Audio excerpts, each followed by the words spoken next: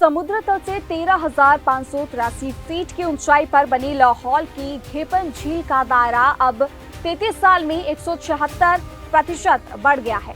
लगभग 101.30 हेक्टेयर क्षेत्रफल में 2.5 किलोमीटर लंबी ये झील चिनाब घाटी के लिए गंभीर खतरा बन गई है। सैटेलाइट से हुए अध्ययन में ये खुलासा हुआ है।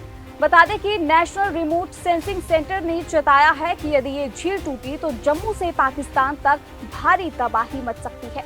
सूचना एवं प्रौद्योगिकी मंत्रालय का केंद्रीय जल आयोग और centre for development of advance computing भी कई दशकों से लाहौल की झील पर अध्ययन कर रही हैं।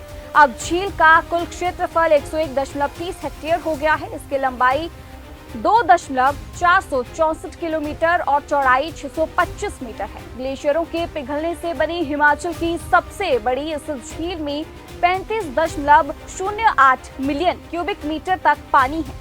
नेशनल रिमोट सेंसिंग सेंटर की रिपोर्ट के मुताबिक घेपन झील के टूटने पर चिनाब घाटी के लिए गंभीर खतरा हो सकता है। रिपोर्ट में भी ये कहा गया है कि झील के बढ़ते आकार और ग्लेशियरों के तेजी से पिघलने के कारण अगर पानी का स्तर लगातार ऐसे ही बढ़ता रहा तो इसके अचानक टूटने की आशंका भी बढ़ जाएगी। विशेषज्ञों के अनुसार यदि झील टूटती है तो इसका असर सिर्फ लाहौल घाटी तक सीमित नहीं रहेगा, बल्कि जम्मू कश्मीर और पाकिस्तान की चिनाब नदी से सटे रिहायशी इलाकों तक को भारी नुकसान हो सकता है। इसी कारण झील को देश की संवेदनशील झीलों की सूची में भी शामिल किया गया है। लाहौल स्पीति की उपायुक्त किरण भड़ाना ने इस दौरान बताया कि विशेषज्ञ और तकनीकी टीम ने हाल ही में झील का निरीक्षण किया है और जल्द ही झील में हिमाचल का पहला अर्ली वार्निंग सिस्टम स्थापित किया जाएगा। ये सिस्टम सैटेलाइट के माध्यम से काम करेगा और मौसम विभाग और प्रशासन को आपदा की पूर्व सूचना देगा। उपायुक्त ने कहा कि ये तकनीक न केवल लाहौल घाटी बल्कि चिनाब नदी से सटे जम्मू कश्मीर के क्षेत्रों को भी संभावित आपदा से बचाने में मील का पत्थर साबित होगी। लगभग 2 दशक से हिमालयी इलाकों में ग्लोबल वार्मिंग का असर देखने को मिल रहा है और लाहौल स्पीति जिले में अब पर्यटन गतिविधियों के साथ वाहनों की संख्या भी बढ़ने लगी है।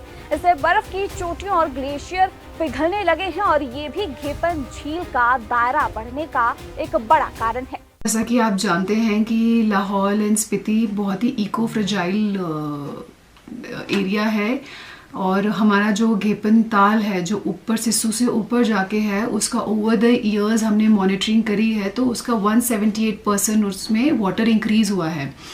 ये हमारे लिए थोड़ा खतरनाक हो जाता है क्योंकि ऐसे में ग्लॉफ के इंसिडेंट्स इंक्रीज हो जाते हैं। इसी चीज़ को ध्यान रखते हुए एडमिनिस्ट्रेशन अब डिज़ास्टर मैनेजमेंट की तरफ ना जाते हुए डिज़ास्टर मिटिगेशन की तरफ जा रही है।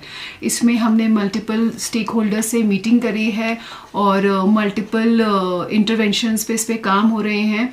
जैसे हम लोग फॉरेस्ट डिपार्टमेंट और CSIR के साथ मिलके स्लोप स्टेबलाइजेशन पे काम कर रहे हैं सो दैट वो ऐसे प्लांटेशन हो जिससे ज़्यादा सॉइल इरोजन ना हो। IPH और DDM में प्रॉपर ड्रेनेज पे काम सो दैट कि वाटर चैनल हम वहाँ से निकाल पाएँ। अभी हमने CDAC की टीम को भी यहाँ पे इनवाइट किया गया था सो दैट वो हमें और अच्छे यहाँ पे अर्ली वार्निंग सिस्टम्स लगा पाएँ सो दैट हमें पहले इन्फॉर्मेशन मिल पाए। इसके अलावा विलेज मिटिगेशन प्लान्स भी बनाए जा रहे हैं सो दैट ज़्यादा से ज़्यादा पब्लिक के साथ हमारा इंफॉर्मेशन इंटरेक्शन हो पाए और उनको हम बता पाएँ कि डिज़ास्टर खाली अकेले एडमिनिस्ट्रेशन नहीं संभाल सकती, उनको भी हमारे साथ लगना पड़ेगा। इसके अलावा हम डायरेक्टली जो हमारी रिमोट सेंसिंग का जो डेटा है सैटेलाइट के थ्रू उसको भी हमने डे टू डे मॉनिटरिंग में डाल दिया है ताकि हमें पता चलता रहे कि उधर कितना पानी इंक्रीज हो रहा है। फ्यूचर में हमारा ये प्लानिंग है कि हम HP यूनिवर्सिटी और UNDP के साथ कुछ MOUs करें ताकि हम और अच्छे से इक्विप हों ऐसे डिज़ास्टर को संभालने में समझने में।